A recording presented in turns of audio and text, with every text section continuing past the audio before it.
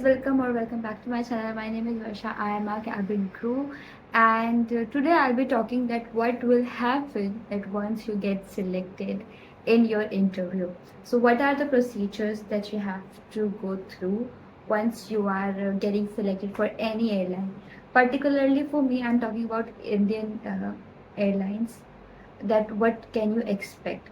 So for me, I give my interview. I got everything. जब ये हो जाता है उसके बाद यू कैन एक्सपेक्ट कि एक हफ्ते में या 2 हफ्ते में आपको ईमेल आता है, मेडिकल ईमेल। तो मेडिकल ईमेल में आपका पूरा बॉडी का चेकअप होता है, आपका हीमोग्लोबिन कितना है, आपका वेट, आपका स्टमक, आपका ईसीजी, एवरीथिंग।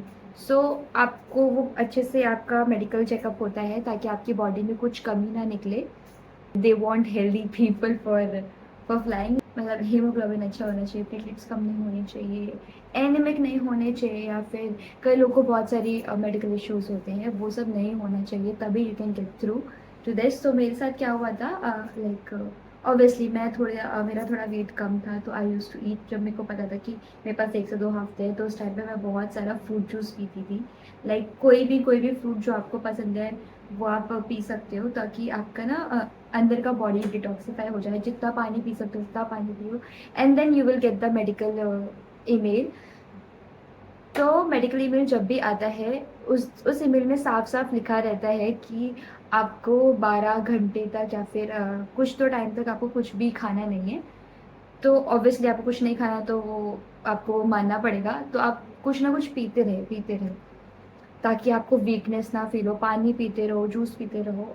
इससे आपकी बॉडी का लेकिन ब्लड ब्लड लेवल भी ठीक आता है, और बाकी चीज़ें भी, मतलब मोस्टली चीज़ें ठीक आती है अगर आप। तो मेरे लिए मैंने बहुत सारा पानी पिया था। एंड उसके बाद आप एकदम सुबह आपको बुलाते हैं। मैं ट्राई करूँगी कि मैं वो ईमेल ढूंढ के कहीं पे लगा सकूँ, जो मुझे ईमेल आया था जब मैंने इंडियन एयरलाइन के लिए अप्लाई किया था मेडिकल के लिए। तो उस इस मेडिकल के लिए आपको कुछ भी खर्चा नहीं करना पड़ता। जो एयरलाइन है वो खुद से सब लगाती है पैसा, आपको कुछ भी नहीं लगाना पड़ता।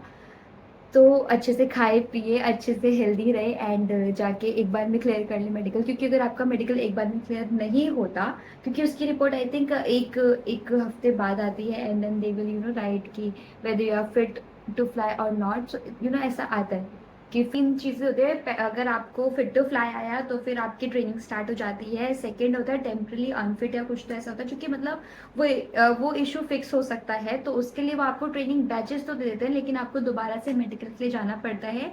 एंड वो पूरा टोटल जो भी कॉस्ट आता है वो आपको खुद से इनकर करना पड़ता है। एयरलाइन उसके लिए पैसे नहीं देती, खाली एयरलाइन फर्स्ट जो आपका मेडिकल होता है उसके लिए एयरलाइन सारा पैसा उठाती है।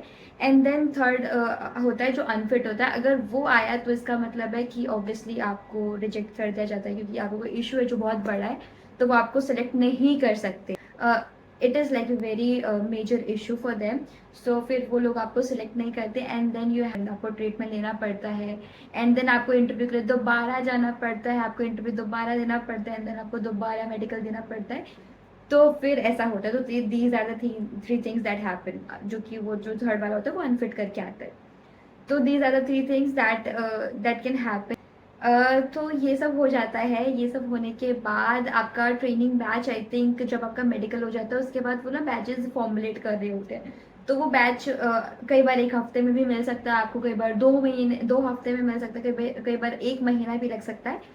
तो इट डिपेंड्स। मोस्टली आपका एक हफ्ते में आपको मेडिकल, लाइक मेडिकल क्लियर होने के 1 हफ्ते या 2 हफ्ते बाद आपको बैच दे देते हैं, क्योंकि कंटिन्यूस हायरिंग होती है। तो फिर वो आपको 1-2 हफ्ते में आपका मेडिकल बैच असाइन हो जाता है, और सॉरी, ट्रेनिंग बैच असाइन हो जाता है जब आपका मेडिकल आ जाता है रिजल्ट। एंड उसके बाद कुछ नहीं, फिर जो आपका फर्स्ट डे होता है, for me I was in Indigo airline. So Indigo airline में क्या होता है, आपको 50,000 का डिमांड ड्राफ्ट देना पड़ता है। तो फर्स्ट डे इनॉग्रेशन में आप जाते हो, तब आपको 50,000 करके डीडी जो होता है वो आपको देना पड़ता है। विच इज़ लाइक आपको 3 साल का कॉन्ट्रैक्ट मिलता है। 3 साल जब आप पूरे कर लेते हो तो आपको वो अमाउंट डबल या ट्रिपल होके मिलता है। लाइक अगर आप 50,000 सबमिट कर रहे हैं तो आपको लाइक ऑलमोस्ट 1.5 मिलता है वापस, which is like a good amount अगर आपने 3 साल का कॉन्ट्रैक्ट पूरा किया।